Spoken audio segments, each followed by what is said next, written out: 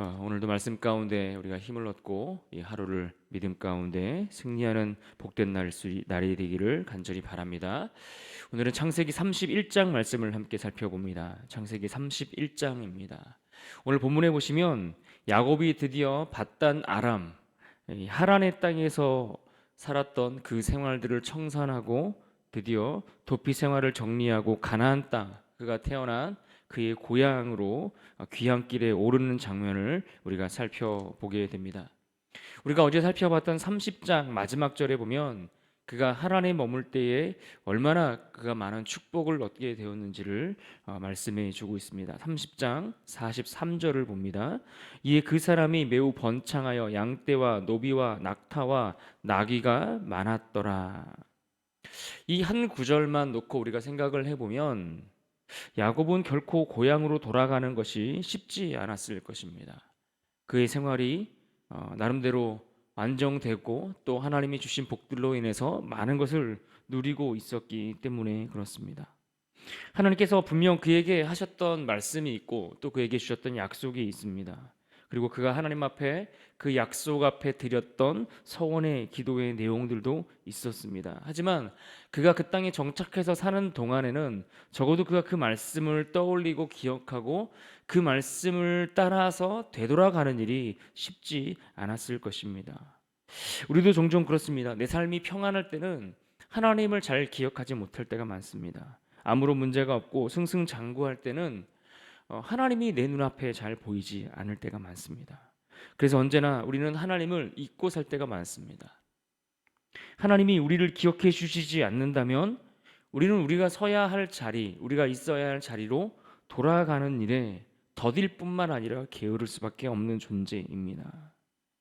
오늘 31장에 들어오면 야곱이 드디어 고향으로 돌아가려고 하는데 그가 고향으로 돌아갈 수밖에 없었던 상황과 이유에 대해서 우리에게 잘 가르쳐 주고 있습니다. 한마디로 말하면 그가 처해 있던 그 현실에 대해서 그가 어려움을 맞았고 위기를 맞았기 때문에 그가 그렇게 움직이고 있다라는 이야기입니다.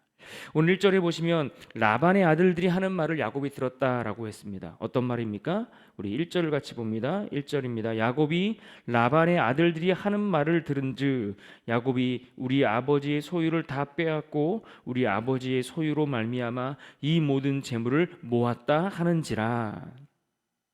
여러분 여기 보시면 라반의 아들들이 했던 이 말은 지금 야곱이 부자가 되었는데 그 부자가 된 이유가 그의 아버지 라반의 소유를 기반으로 해서 야곱이 부자가 되었다 이렇게 이야기하는 것이 아닙니다. 그들의 말들은 야곱이 자신들의 아버지의 소유, 아버지의 재산을 빼앗아서 그것을 훔쳐서 야곱이 그것을 훔쳐가서 그렇게 부자가 되었다라고 그런 의미로 이야기를 하고 있는 것을 야곱이 듣게 된 겁니다. 그 이야기를 듣고 나서 보니 왠지 또 라반의 얼굴을 보니 또 라반이 얼굴빛이 예전과 같지 않음을 느꼈습니다. 2절입니다. 야곱이 라반의 안색을 본즉 자기에게 대하여 전과 같지 아니하더라. 야곱이 재산이 많아지고 점점 부자가 되니까 이 라반과 또 그의 아들들이 시기심과 적대감으로 이 야곱을 점점 또 다른 눈으로 바라보기 시작하는 것을 우리가 볼 수가 있습니다. 이처럼 1절 말씀처럼 라반의 아들들이 원망하는 소리를 야곱이 들었고 또 2절의 말씀처럼 라반의 얼굴빛이 변하는 것을 야곱이 보았습니다. 그렇게 위기 가운데 당면하게 된 이 야곱을 3절 말씀에 보면 여호와 하나님께서 찾아오셔서 그 가운데 나타내십니다. 야곱을 돕기 위해 하나님께서 그에게 찾아오신 겁니다. 그러면서 어떤 말씀을 주셨는가 하니 3절 말씀에 이렇게 말합니다. 여호와께서 야곱에게 이르시되 내 조상의 땅 내 족속에게로 돌아가라. 내가 너와 함께 있으리라 하신지라. 여러분 보십시오. 뭐라고 말씀하십니까? 내 조상의 땅 내 족속에게로 돌아가라 이렇게 말씀하셨습니다. 그의 고향으로 돌아가라는 겁니다. 왜요? 그 땅은 하나님께서 아브라함에게부터 약속했던 땅이기 때문입니다. 그 아브라함에게서부터 또 이삭에게로 지금 야곱에 이르기까지 하나님께서 그들에게 주시겠다 말씀하셨던 약속의 땅이기 때문에 그렇습니다. 그리고 하나님은 그들에게 축복하시며 너로 하여금 큰 민족을 이루어 세상이 복이 되게 하시겠다 말씀하셨던 그 말씀이 성취되고 이루어질 약속의 땅이었기 때문에 그곳으로 돌아가라 말씀하시는 겁니다. 창세기 30장 25절에 보면 야곱은 라헬이 요셉을 낳았을 때에 그가 고향으로 다시 돌아가고자 했던 것을 우리는 볼 수가 있습니다. 하지만 그것이 마음처럼 그렇게 하란 땅에서의 생활을 쉽게 정리하는 일이 쉽지 않았던 것을 봅니다. 그가 또다시 라반과 그 품삯의 문제를 놓고 다시 계약을 맺으면서 또 그 가운데 하나님께서 은혜를 베푸시고 그가 살아갈 길들을 열어주시다 보니 그것에 또 취해서 그것에 그가 얻게 되는 그 재산이 늘어나는 것에 그것에 만족해 살아가다 보니 그 땅에서의 생활을 청산하고 하나님이 약속하셨던 그 땅으로 돌아가는 일이 그렇게 쉽지 않았다라는 이야기입니다. 만약 그의 삶에 어려움이 없고 그의 삶에 아무런 문제가 없었다면, 그저 평탄한 생활이 계속되었다면 과연 그는 고향 땅으로 돌아가려 했을까요? 문제없는 삶을 계속 살았다면 야곱이 과연 하나님이 주신 약속들을 떠올리고 그 말씀을 기억할 수 있었을까요? 창세기 28장에 보면 그가 피난길에 베델에서 하나님을 만나게 됩니다. 그리고 하나님과 만남을 통해 하나님께서 그에게 약속을 주셨고 또 그 약속 앞에 하나님 앞에 서원하였던 것들이 있었습니다. 그러니까 마땅히 하나님과의 그 약속을 기억하고 야곱은 그 약속을 지키기 위해 힘써야 했지만 야곱은 그렇게 살지 못했던 겁니다. 그렇게 20년이라는 시간이 훌쩍 지나가 버렸습니다. 비록 야곱은 자기 삶에 취해 있었든 아니면 자기 일상에 지쳐서 그랬든 그는 잊고 있었던 겁니다. 그런데 오늘 말씀에 보면 누가 기억하고 있는 겁니까? 하나님이 잊지 않고 기억하고 있는 겁니다. 그가 위기를 만나고 또 상황이 몰려지는 그 상황에 이르게 되었을 때에 하나님이 그를 지켜보시다가 그에게 찾아오셔서 말씀하시는 겁니다.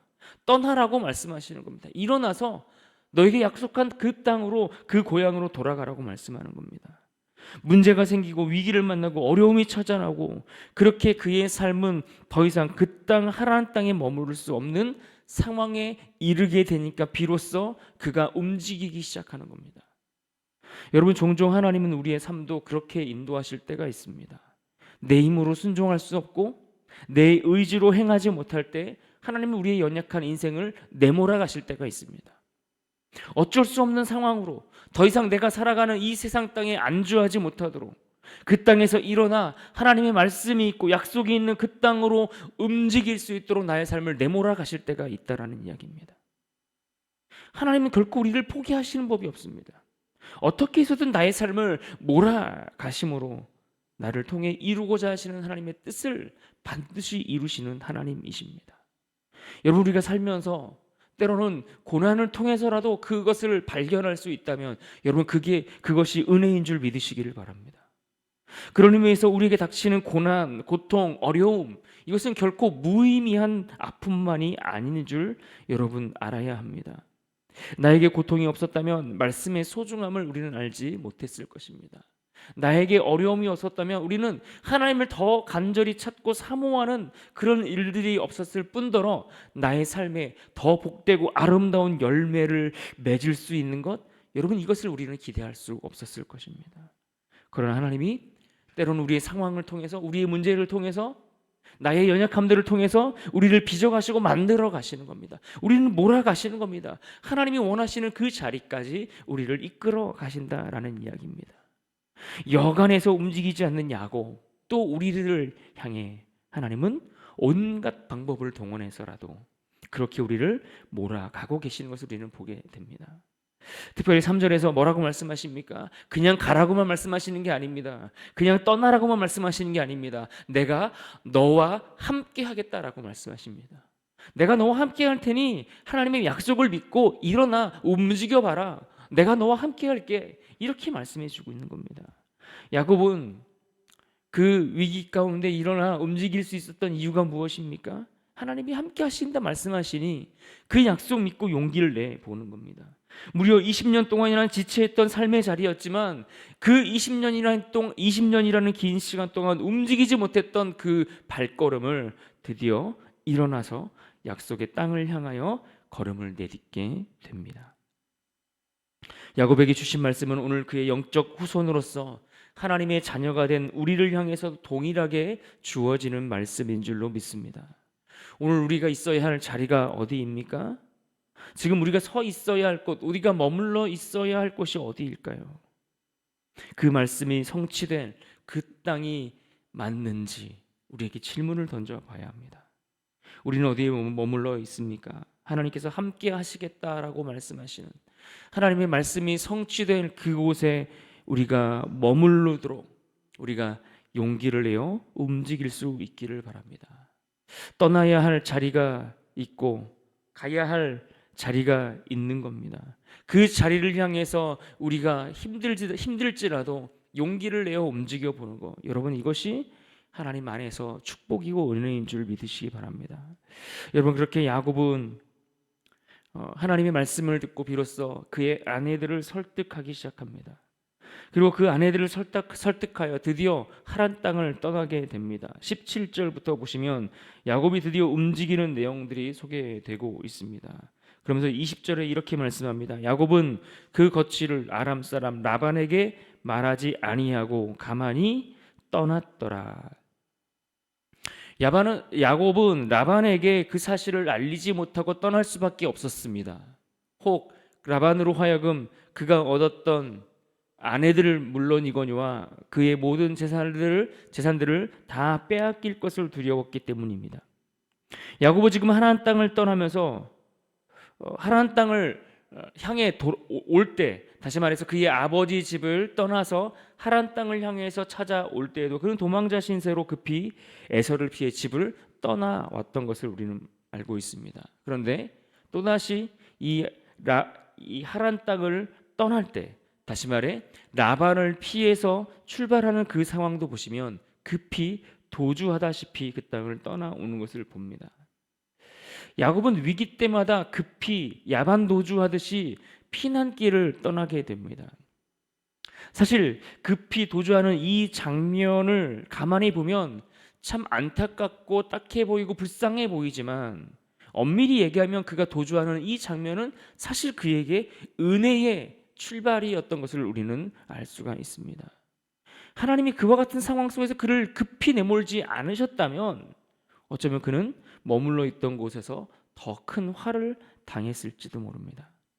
부모의 집을 급히 떠난 야곱이 그 집을 떠났지만 베델에서 누구를 만나게 됩니까? 하나님을 만나게 됩니다.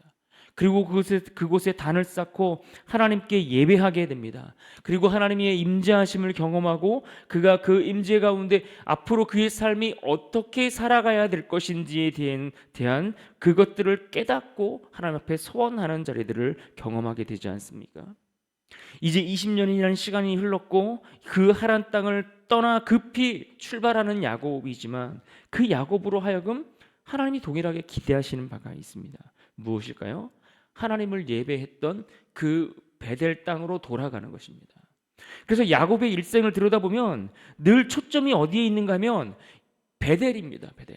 왜요? 하나님이 그를 만나 주셨던 곳이고 하나님이 약속하셨던 곳이고 하나님이 그로 하여금 어떻게 인생을 살아가야 할지 깨닫게 해주셨던 곳이었기 때문에 늘 하나님은 끊임없이 이 야곱에게 찾아오셔서 말씀하시는 것은 그 자리에서 일어나 베델로 돌아가는 겁니다. 하나님을 만날 수 있는 자리로. 여러분 그가 베델에서 하나님을 만났을 때에 서원하였던 내용이 무엇입니까? 그가 하나님 앞에 기둥을 쌓고 하나님 앞에 서원하였다는 내용들이 오늘 본문에도 여러 차례 반복돼서 야곱의 입술을 통해 고백됩니다. 그런데 그 구체적인 내용들을 우리가 다시 한번 확인해 보면 28장 20절 이후에 나옵니다.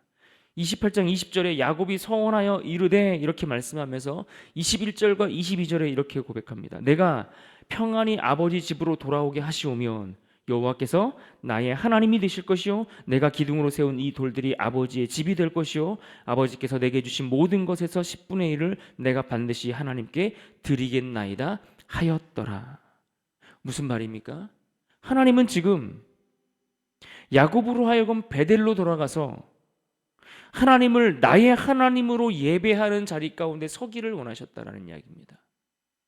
하나님을 나의 하나님으로 고백하는 그 자리, 나의 하나님으로 하나님을 고백하고 그 앞에서 머물러 그분을 온전히 섬기는 삶의 자리로 나아가도록 이끌고 계시다는 이야기입니다.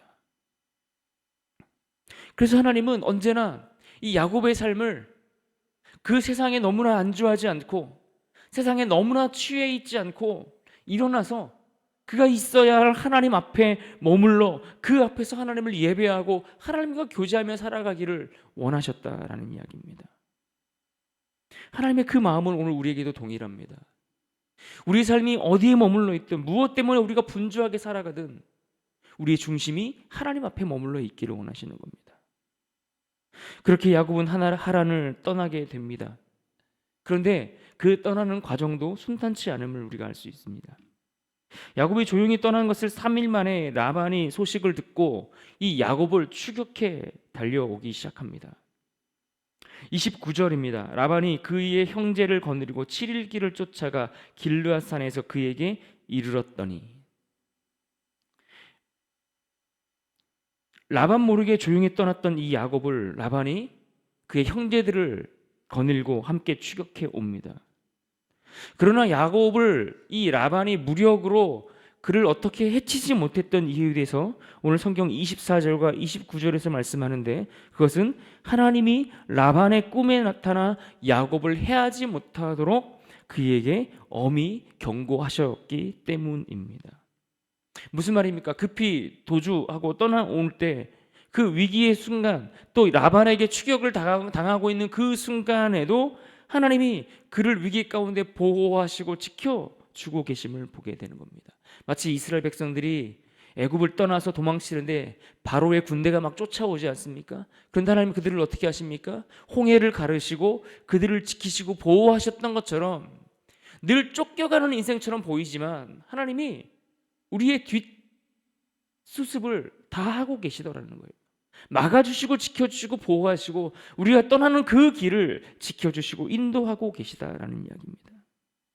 그런데 또 보십시오. 이 도주하는 과정 속에서 그가 사랑했던 아내 라헬이 어떠한 일을 벌입니까? 라반이 소유하고 있던 드라빔을 훔쳐서 나오게 됩니다. 이 드라빔이 무엇입니까? 이 드라빔은 소위 가정을 지키는 수호신으로 여겨졌던 일종의 우상 같은 것입니다. 그런데 이것이 또 그때 당시에는 재산 상속을 위해 합법성을 보장해 주는 것으로 그렇게 사용되기도 했다라는 이야기입니다. 이런 것들을 생각해 보면 지금 야곱이 하란을 떠나서 하나님께로 돌아가려고 하는데 왜 하나님께로 돌아가야 되는 겁니까? 하나님 앞에 온전히 하나님 앞에 하나님의 뜻대로 살아갈 수 있는 그런 존재로 서기 위해서 약속을 땅으로 돌아가는 길인데, 그와 함께 하고 있는 아내들은 여전히 어떤 상태로 머물러 있습니까? 여전히 이방 땅에서의 우상을 버리지 못하고 있는 겁니다. 여전히 세속적인 욕심과 그가 얻을 그 재산이나 이런 것들에 대해서 그 욕심과 욕망을 벗어버리지 못하고 있는 상태에 있음을 보게 되는 겁니다.